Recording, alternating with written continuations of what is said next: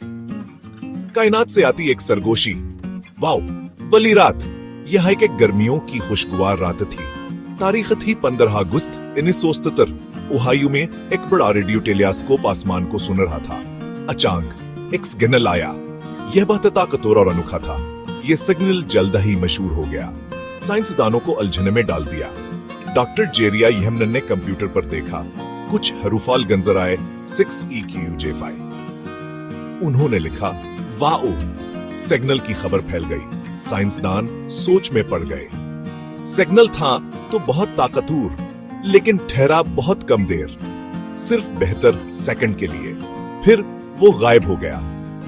इसका मतलब ढूंढने की कोशिशें शुरू हो गई। ये एक खास फ्रीक्वेंसी पर था। कायनात से आई इस सरगोशी ने सवालात उठा दिए। जिस टेलीस्कोप ने वाओ सिग्नल सुना था, वो बिग ईयर कहलाता था।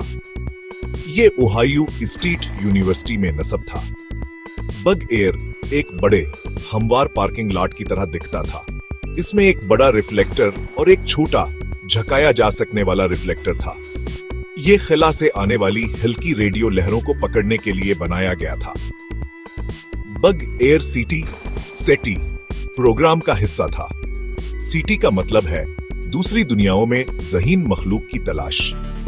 बिग ईयर जमीन के घूमने का फायदा उठाता था। इसमें 2 फीड हॉर्न थे जो आसमान के मुख्तलिफ हिस्सों को देखते थे। सिग्नल पहले एक हॉर्न से गुजरता, फिर दूसरे से। यूं खिला से सिग्नल की तस्दीक होती।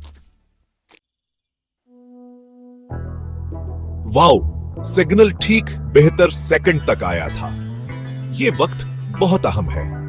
बिग ईयर टेलीस्कोप का आसमान को देखने का एक मखसूस दौरानिया था। जैसे जैसे जमीन घूमती, आसमान का कोई भी हिस्सा उसकी नजर से गुजरता, और इस गुजरने में 72 सेकंड ही लगते थे। सिग्नल पहले हल्का सा शुरू हुआ, फिर जैसे जैसे वो टेलीस्कोप की नजर के बीच में आया, तेज होता गया, और फिर जैसे ही नजर से हटा, हल्का होकर गायब हो गया। वाओ, सिग्नल बिल्कुल इसी अंदाज से आया था। उससे यह अंदाजा हुआ कि यह बहुत गहरी खिला से आया था। सिग्नल की फ्रीक्वेंसी भी बहुत दिलचस्प थी। यह तकरीबन 1420 बहुपट से मेगाहर्ट्ज के आसपास मिली। यह फ्रीक्वेंसी रेडियो फल्कियात में बहुत खास समझी जाती है। हाइड्रोजन, जो कायनात में सबसे ज्यादा पाया जाने वाला उन्सर है, कुदरती तौर पर 1420.4 मेगाहर्ट्ज पर रेडियो लहरें खारिज करता है। इसे हाइड्रोजन लाइन कहते हैं। साइंसदानों का ख्याल है कि रेडियो स्पेक्ट्रम का ये वाटर होल कहलाने वाला हिस्सा बहुत पुरसकून होता है, और ये सितारों के दरमियान राब्ते के लिए एक अच्छी जगह है। वाओ, सिग्नल इसी हाइड्रोजन लाइन फ्रीक्वेंसी के बहुत ही करीब था। वाओ, सिग्नल की ताकत भी कमाल की थी। ये बहुत ही ज्यादा तेज था। वो जो हरूफ थे ना 6EQJ5, वो इसी ताकत के बढ़ने और कम होने को दिखा रहे थे। ये रेडियो तवानाई का एक जबरदस्त जमाका था, खिला से आने वाले किसी भी आम शोर से कहीं ज्यादा ताकतवर। हाँ, हिस्सा चहारम, कायनाती शोर या खिलाई मखलूक का हेलो, कुदरती वजाहतें। साइंसदानों ने सबसे पहले कुदरती वजूहात पर गौर किया। क्या वाओ, सिग्नल किसी जाने पहचाने आसमानी सितारे या सियारे से आ सकता था। शायद किसी पल्सार से, जो एक तेजी से घूमता हुआ न्यूट्रॉन सितारा होता है। पल्सार रोशनी की तेज लहरें भेजते हैं। या फिर शायद किसी क्वाजार से, जो बहुत ही दूर और रोशन कक्षाओं का मरकज होता है। ये कायनात में तवानाई के बड़े जरिए हैं। लेकिन वाओ, सिग्नल उनमें से किसी से भी पूरी तरह मेल नहीं खा रहा था।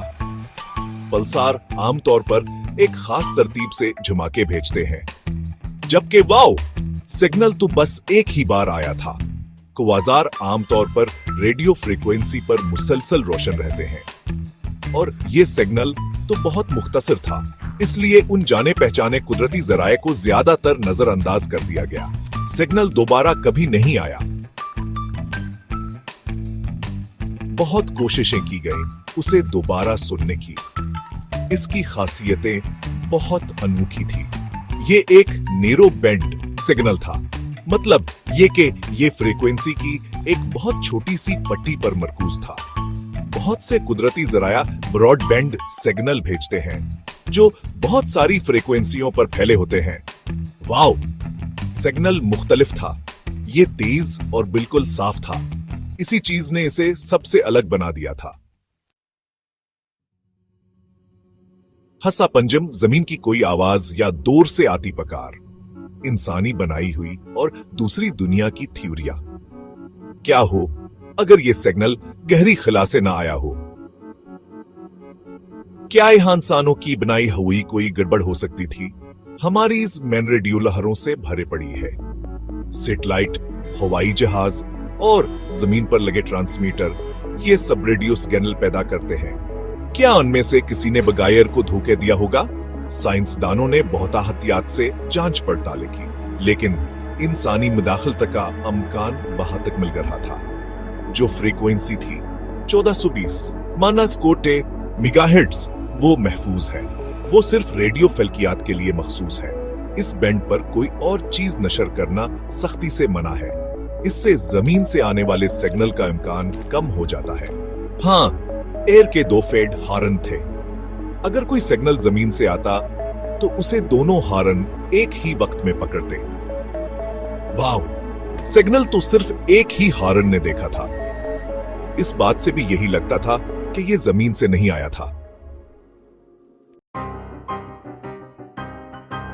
हसा शेशम, खामोश कायनात, वाओ ने दोबारा राबता क्यों नहीं किया?